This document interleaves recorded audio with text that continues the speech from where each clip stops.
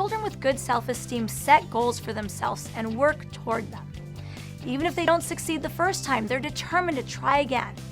A child with good self-esteem doesn't think she's better than others.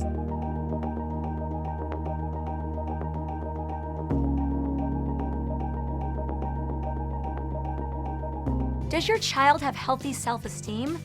That means your child has a balanced, realistic sense of herself. She doesn't think she's invincible, but she's also able to take on life's challenges with confidence. So how can you recognize healthy self-esteem in kids? Children with good self-esteem set goals for themselves and work toward them.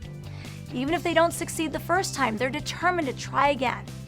A child with good self-esteem doesn't think she's better than others. In fact, kids with good self-esteem see themselves as a part of a larger community. They have strong connections with friends and family and realize that they are an important part of that community.